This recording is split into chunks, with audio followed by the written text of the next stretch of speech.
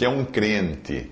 Será que crente é alguém que se filia a uma denominação evangélica, põe uma Bíblia debaixo do braço, uma gravata no pescoço, ou se for mulher, não corta o cabelo, não raspa as pernas, etc. Será que isso é o crente?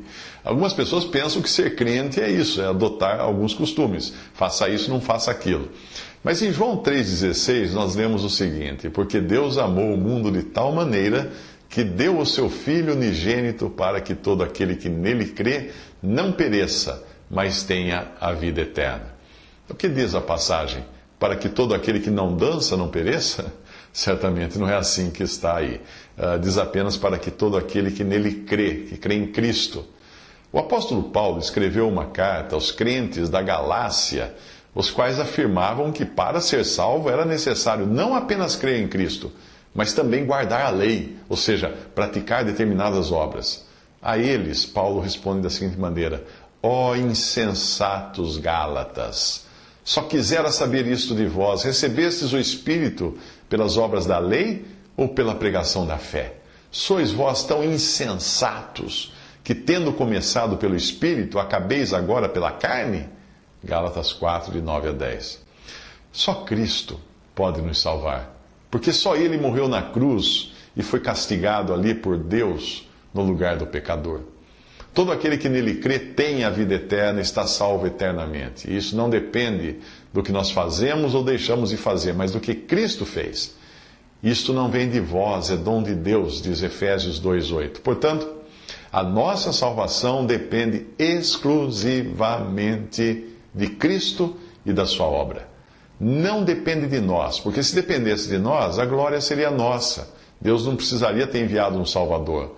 Mas graças a Deus não depende de nós, que somos pecadores e sempre propensos a pecar. Quando um pecador vem a Cristo arrependido do seu estado pecaminoso, isto só acontece por obra do Espírito Santo no seu coração, porque é o Espírito quem nos convence do pecado, conforme João 16:8. Então, pela fé, aquele pecador crê em Cristo Jesus, crê que Jesus tomou o seu lugar na cruz, carregando os seus pecados, os pecados do pecador. E quando ele crê assim, Deus lhe dá a salvação que é completa. Deus lhe dá o perdão que também é completo. E essa pessoa nunca mais perderá a salvação, porque ela é um dom de Deus. Como fala em Efésios 2:8, e nunca lhe será tirada por Deus. Porque os dons e a vocação de Deus são sem arrependimento. Deus não volta atrás depois de salvar uma pessoa. Romanos 11:29. Deus não tira a salvação do crente, e ninguém mais pode tirar. Porque estou bem certo, escreve o apóstolo Paulo, de que nem a morte, nem a vida, nem os anjos, nem os principados, nem as potestades, nem o presente, nem o porvir, nem a altura, nem profundidade, nem alguma outra criatura nos poderá separar do amor de Deus que está em Cristo Jesus, nosso Senhor. Ele escreveu isso em Romanos 8, 38 a 39. Depois que alguém já tem assegurada a sua salvação pela fé em Cristo, como ele deve viver? Será este o seu caso? Será esta a sua dúvida? Será que você já decidiu aceitar a Cristo como seu Salvador? Bom, se você já fez isso, então você irá querer viver uma vida que agrade a Ele, que agrade a Deus, não é mesmo? Cristo nos salvou dos nossos pecados, da morte, nos salvou para a liberdade, como fala em 1 Coríntios 7, 23. Ele não fez isso porque nós éramos justos, ele fez isso porque nós éramos pecadores, como Paulo escreve em Romanos 5, 8. Cristo não nos salvou para sermos novamente escravos de ordenanças, como Paulo explica bem em Colossenses 2, versículos 20 a 23. O cristão, salvo por Cristo, pode fazer tudo o que ele quiser.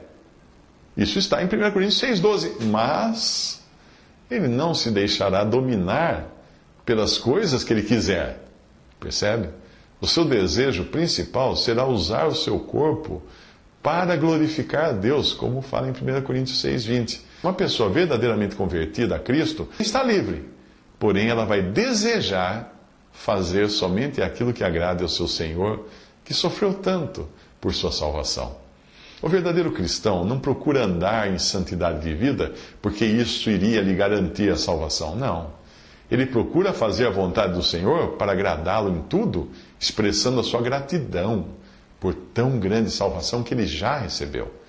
Nós fomos chamados à liberdade, mas não para dar ocasião à carne, explica o apóstolo Paulo em Gálatas 5,13.